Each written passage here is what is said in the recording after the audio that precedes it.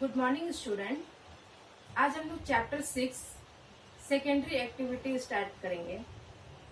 पिछले वीडियो में हम लोगों ने वित्तीय क्रियाकलाप के उद्योगों की अवस्थिति, लोकेशन ऑफ इंडस्ट्री को प्रभावित करने वाले भौगोलिक एवं अभौगोलिक कारकों का अध्ययन किया। Geographical factors and non geographical factor का स्टडी किया। ज्योग्राफिकल फैक्टर के अंतर्गत दूरी, डिस्टेंस, कच्चा माल, रॉ मटेरियल, ऊर्जा के स्रोत, सोर्सेस ऑफ एनर्जी, जल, वाटर, श्रमिक बाजार की उपलब्धता, अवेलेबल ऑफ लेबर मार्केट, इन सारे पॉइंट्स का डिटेल में अध्ययन किया। आज हम लोग जानेंगे कि किस तरह से अभौगोलिक कारक भी किसी भी उद्योग के स्थापना को किस प्रकार से प्रभावित करती हैं। अभौगोलिक कारकों के अंतर्गत मुख्य रूप से सुप्रबंध की उपलब्धता, एक्सेस टू गुड मैनेजमेंट, पूंजी, कैपिटल, सरकार की नीति, गवर्नमेंट पॉलिसीज, पर्यावरण, एनवायरनमेंट, औद्योगिक जड़त्व, इंडस्ट्रियल इनर्शिया, एंड लास्ट मानवीय कारक, ह्यूमन फैक्टर्स प्रभावित करती हैं। आज हम लोग जानेंगे कि किस तरह से ये सारे जो तथ्य हैं, ये सारे जो कारक हैं, किसी भी उद्योगों के स्थापना को किस प्रकार से प्रभावित करती हैं। तो फर्स्ट पॉइंट है सुप्रबंध की उपलब्धता, गुड मैनेजमेंट।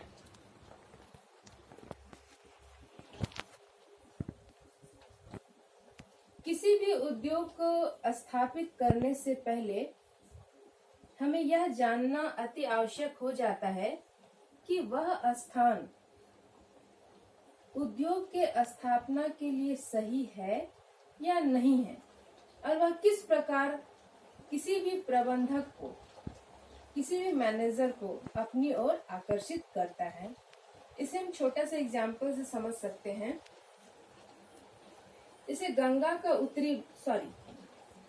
बिहार का उत्तरी भाग, अब बिहार का जो उत्तरी भाग है, नॉर्दर्न पार्ट ऑफ बिहार, इन क्षेत्रों में हर साल बाढ़ आते रहते हैं। बाढ़ से यह क्षेत्र काफी अधिक प्रभावित होता है। तो कोई भी प्रबंधक, मैनेजर नहीं चाहेगा कि उस क्षेत्र में इंडस्ट्री को बैठाएं।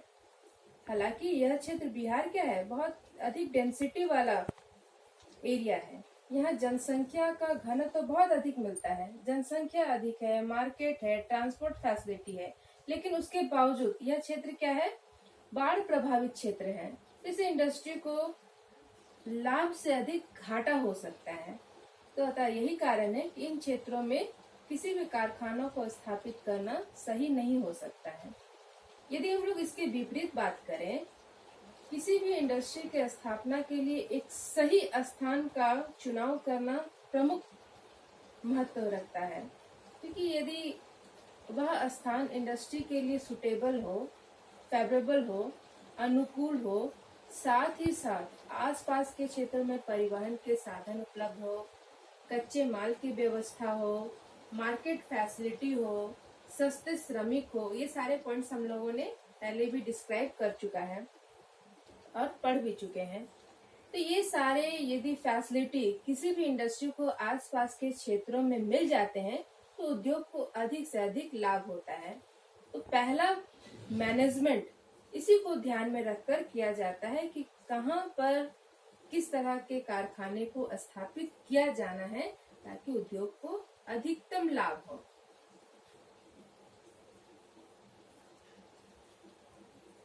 आधुनिक उद्योग बहुत ही जटिल हो गए हैं, जिसके लिए सुप्रबंध की उपलब्धता अधिक आवश्यक है। अतः हम कह सकते हैं कि औद्योगिक विकास के लिए उचित स्थान के चयन में प्रबंध का बहुत अधिक महत्व है। The present day industry has assumed complex from and needs good management. In fact, access to good management has become a very important factor in the choice of site for industries. क्योंकि जब तक हम लोग एक सही स्थान का चुनाव नहीं करते हैं, किसी भी उद्योग को स्थापित नहीं किया जा सकता है। अतः फर्स्ट प्रायोरिटी है कि स्थान का सही चयन सही स्थान पर किया जाए। दूसरे जो प्रभावित करने वाले अभौगोलिक कारक है पूंजी, कैपिटल।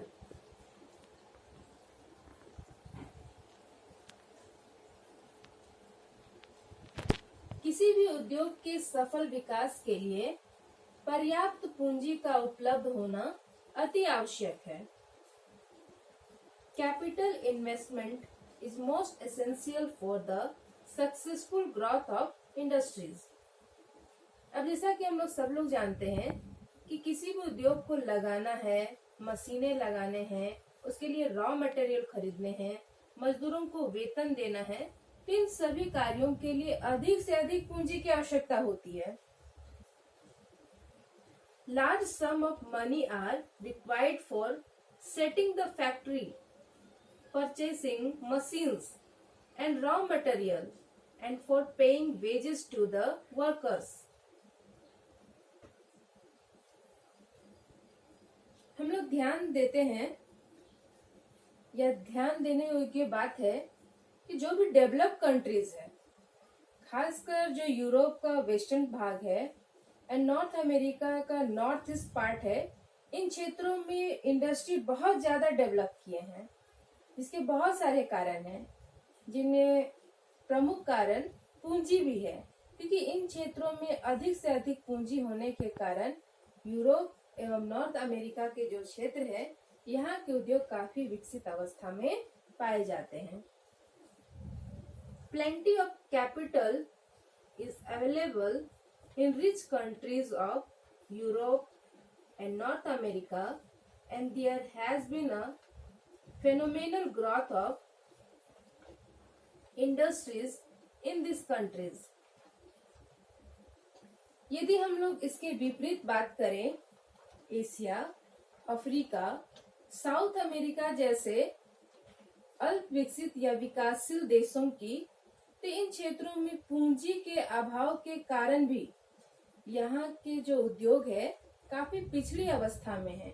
हालांकि इन क्षेत्रों में संसाधन की कमी नहीं है, संसाधन बहुत, नेचुरल रिसोर्स जो है इन क्षेत्रों में बहुत अधिक है, लेकिन टेक्नोलॉजिकल डेवलपमेंट, गुड मैनेजमेंट और खासकर कैपिटल, क्योंकि ये पॉइंट्स हम लोग कैपिटल के रिफरेंस में पढ़ रहे हैं, पूंजी के संदर्भ में पढ़ रहे हैं, तो हम लोग बात करेंगे कि इन क्षेत्रों में पूंजी का बहुत अधिक अभाव है और संसाधन होने के बावजूद भी इन क्षेत्रों में इंडस्ट्री का डेवलपमेंट ज्यादा नहीं हो सका है।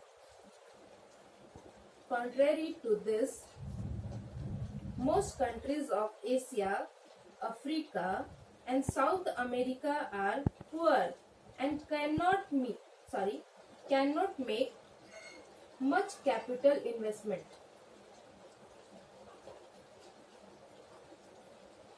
Consequently, industries are in a backward state in these countries.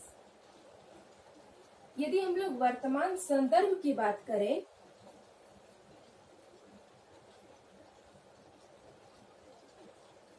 तो कुछ वर्षों में बैंकिंग सेवाओं के विकास एवं विदेशी पूंजी निवेश से पूंजी में अभी काफी गतिशीलता बढ़ी है। बैंकिंग फैसिलिटीज, बैंकिंग सर्विसेज बहुत अधिक बढ़ा है और इनके कारण जो हमारा निवेश है इसमें भी काफी बढ़ोतरी हुई है और साथ ही साथ होने वाला लाभ भी अधिक हुआ है।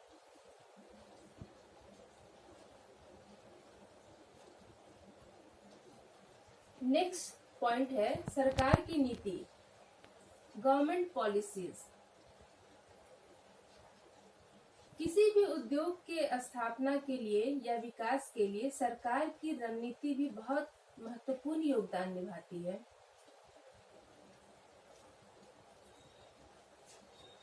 हम लोग इसे वर्तमान संदर्भ में एक एग्जाम्पल से समझ सकते हैं। अभी देखिएगा किस तरह से कोरोना संकट पूरे विश्व में छाया हुआ है और इस संकट को उत्पन्न करने में चाइना का महत्वपूर्ण हाथ है, चाइना का ही विशेष रूप से हाथ है। अभी हम लोग देखते हैं कि सरकार की अभी रणनीति किस तरह से है कि चाइना के जितने भी एप्लीकेशन है इसे बंद कर दिया गया है। इससे चाइना को क्या होगा, अधिक से अधिक घाटा होगा। वर्तमान संदर्भ में इसकी बात करें, अभी बहुत सारे फेस्टिवल भारत में होने वाले हैं, जैसे दीपावली आने वाला है, दशहरा आने वाला है। तो बहुत सारे जो भी सामान है वो चाइना से भारत में लाया जाता था, उसका आयात कराया जाता था। यदि इन सारे सामान के आयात पर, इंपोर्ट को यदि हम लोग बंद कर दें, बैन लगा दें, तो इससे क्या होगा, हमारा भारत का जो घरेलू उत्पाद है ज्यादा से ज्यादा लोग उसका प्रोडक्शन करेंगे, प्रोडक्शन अधिक होगा, डिमांड बढ़ेगा। क्योंकि क्या है कि अभी हम लोग चाइना का सारा प्रोडक्ट को खरीदना ही बंद कर देंगे, इससे हमारा भारत का प्रोडक्ट्स अधिक से अधिक बिकेगा, लोग अधिक से अधिक क्रय विक्रय करेंगे और भारत के इनकम में बढ़ोतरी होगी, इंडिया के इनकम में बढ़ोतरी होगी, नेशनल इनकम बढ़ेगा। तो ये डिपेंड करता है कि सरकार की रणनीति किस तरह से है। कभी कभी ऐसा भी होता है कि बहुत सारे पॉलिटिकल पार्टीज भी होते हैं, अपने लाभ के लिए भी इंडस्ट्री को बढ़ावा देते हैं, गलत बढ़ावा देते हैं। बहुत सारे ऐसे एग्जाम्पल है। लेकिन हम लोग यहाँ पर सरकार की रणनीति को पॉजिटिव वे में समझेंगे कि किस तरह से सरकार की रणनीति उद्योग के विकास में महत्वपूर्ण भूमिका निभाती है। किसी भी देश की सरकार की नीति उद्योगों के विकास को प्रभावित करती है। यदि किसी देश की सरकार वहां के उद्योगों का राष्ट्रीयकरण कर दे तो विदेशी कंपनियां वहां उद्योग नहीं लगाएंगी, और यदि इसके विपरीत टैक्स में छूट या अन्य सुविधाएं दी जाए तो उद्योगों के विकास की संभावनाएं बढ़ जाती हैं। बहुत से देशों की सरकारें अपने देश में औद्योगिक विकास को प्रोत्साहन देने के लिए आयातित वस्तुओं पर भारी टैक्स लगा देती है। अब जैसे कि हम लोग इससे एक और एग्जाम्पल के तहत समझ सकते हैं, पुलवामा अटैक हुआ और भी बहुत सारे अटैक हुए जो कि पाकिस्तान के द्वारा कराए गए थे भारत में, कश्मीर क्षेत्र में, पुलवामा में। अब देखिएगा उसके बाद सरकार की रणनीति यह रही कि पाकिस्तान से जो भी वस्तुएं भारत में बेची जाती है, वहां से जो मंगाया जाता है, आयातित किया जाता है, उनमें काफी टैक्स लगाया गया। वहाँ पाकिस्तान लोग जो है एक्सपोर्ट करते हैं भारत में, तो एक्सपोर्ट करने वाले वस्तुओं पे क्या भारी टैक्स लगा दिया गया। सरकार उस पर बैन लगा दी। यदि भारतीय सरकार पाकिस्तान की वस्तुओं पे बैन लगा दे, इससे क्या होगा कि भारत की वस्तुएं अधिक से अधिक बिकेंगी। वस्तुएं कहने का मतलब कोई भी प्रोडक्ट्स हो, भारत निर्मित वस्तुएं अधिक से अधिक बिकेंगी, इससे भारतीय अर्थव्यवस्था मजबूत होगी। तो ये सरकारी निर्णय पे डिपेंड करता है कि किस तरह से हम अर्थव्यवस्था को बढ़ाएं।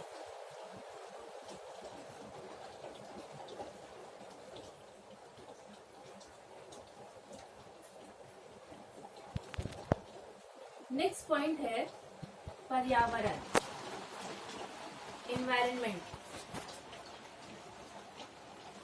किसी भी उद्योग के स्थापना करने में के लिए पर्यावरण का महत्वपूर्ण योगदान होता है।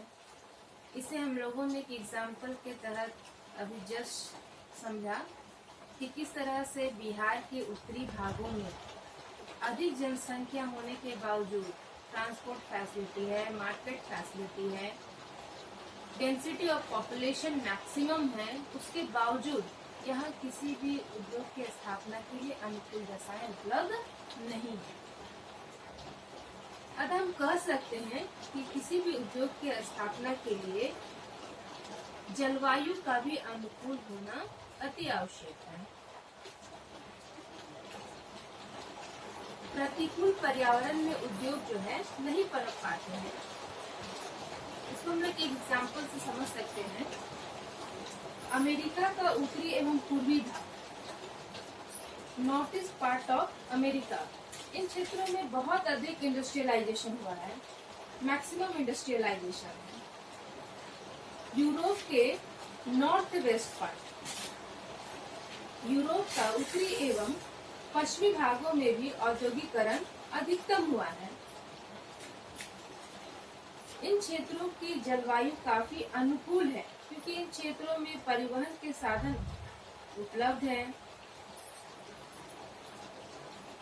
जनसंख्या भी अच्छी खासी है, रॉ मटेरियल भी अवेलेबल है, और सबसे महत्वपूर्ण टेक्नोलॉजिकल डेवलपमेंट इन क्षेत्रों में काफी अधिक हुआ है और यहाँ पर उद्योग काफी विकसित अवस्था में मिलते हैं। क्योंकि यदि इन्वायरमेंट के संदर्भ में इस पॉइंट्स को हम लोगों को एग्जाम में लिखना है तो हमने एग्जाम्पल लिया है नॉर्थ अमेरिका का उत्तरी एवं पूर्वी भाग, north east part of north America, एवं यूरोप का नॉर्थ वेस्ट पार्ट। अब इन क्षेत्रों में जाड़े के दिनों की बात करें, विंटर सीजन की बात करें, दोनों सेम अक्षांश में स्थित है, सेम लैटिट्यूड में स्थित है, फिर भी जाड़े के दिनों में नॉर्थ अमेरिका का उत्तरी एवं पूर्वी भाग, इन क्षेत्रों में भारी बर्फबारी के कारण, हेवी रेनफॉल के कारण, बहुत अधिक ठंड जलवायु के कारण टेम्परेचर बहुत अधिक नीचे गिर जाता है, टेम्परेचर माइनस में चला जाता है, काफी डिक्रीज हो जाता है और इन क्षेत्रों में जलयान जो है बंद कर दिया जाता है। इसके विपरीत यूरोप की जो उत्तरी एवं पश्चिमी भाग है, विंटर सीजन के दौरान भी खुले रहते हैं और इन क्षेत्रों में सालों भर जो भी औद्योगिक गतिविधि है वो सालों भर खुले रहते हैं। इसका प्रमुख कारण है यहाँ पर गल्फ स्ट्रीम की जलधारा जो है, गल्फ स्ट्रीम करंट, ये आपका वार्म करंट है और ये गर्म जलधारा के कारण यूरोप का उत्तरी एवं पश्चिमी भाग सालों भर खुला रहता है। वहाँ के टेम्परेचर को जाड़े के दिनों में भी, यूरोप के जो उत्तरी एवं पश्चिमी भाग है, जाड़े के दिनों में भी टेम्परेचर ज्यादा नीचे नहीं जाता है। बर्फ जो भी सामुद्रिक क्षेत्र है, क्योंकि सामुद्रिक क्षेत्रों के सहारे इन क्षेत्रों में ट्रांसपोर्टेशन होता है, वहाँ बर्फ नहीं जम पाता है और यही कारण है कि उत्तरी अमेरिका का उत्तरी एवं पूर्वी भाग एवं यूरोप का उत्तरी एवं पश्चिमी भाग दोनों सेम अक्षांश में स्थित है, सेम लैटिट्यूड में स्थित है। उसके बावजूद अमेरिका का जो उत्तरी पूर्वी भाग है जाड़े के दिनों में बंद कर दिया जाता है, जबकि यूरोप का उत्तरी एवं पश्चिमी भाग जाड़े के दिनों में भी खुला रहता है। तो ये किसके कारण हो रहा है? वहाँ की जलवायु के कारण, वहाँ के पर्यावरण के कारण, जिसको प्रमुख भूमिका निभा रही है कौन सा? गल्फ स्ट्रीम करंट, जो कि वार्म करंट है। यदि हम लोग सामान्य बात करें तो यह भी आवश्यक है कि किसी अच्छे लोकेशन में ही कोई भी उद्योग विकसित होता है। वहाँ का पर्यावरण भी सही होना चाहिए, रिलीफ फीचर अच्छे होने चाहिए।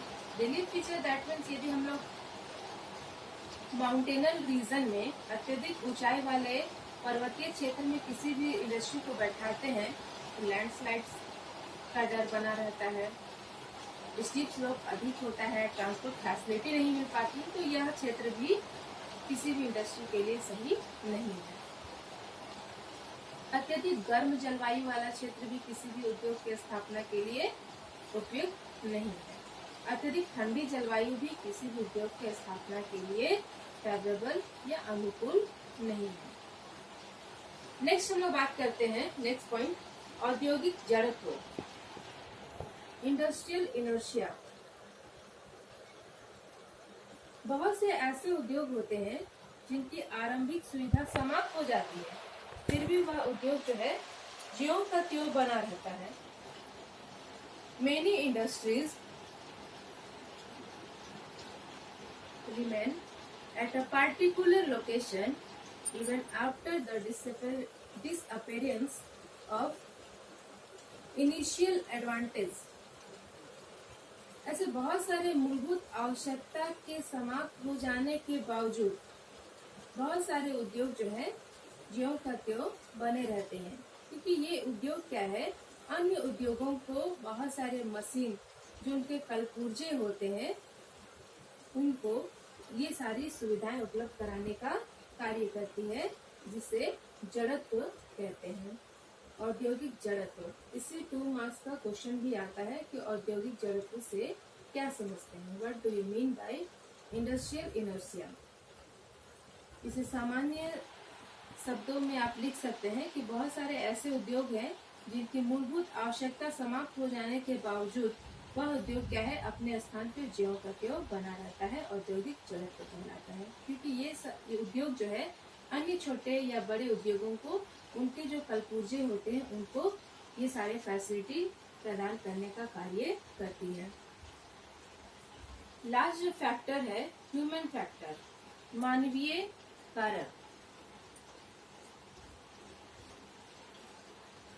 उद्योगों की अवस्थिति के लिए मानव कारक सबसे महत्वपूर्ण है, क्योंकि औद्योगिक विकास संबंधी अंतिम निर्णय जो है मनुष्य के द्वारा ही लिया जाता है।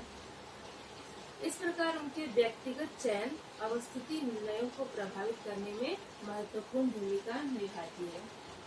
कोई भी फैसिलिटीज हो, जो भी हम लोगों ने ज्योग्राफिकल या नॉन ज्योग्राफिकल फैक्टर्स की बात करी, ये सारे फैसिलिटीज अवेलेबल होने के बावजूद अंतिम डिसीजन जो है मनुष्य के द्वारा लिया जाता है कि किन स्थानों में किस प्रकार के इंडस्ट्री को एस्टेब्लिश करना।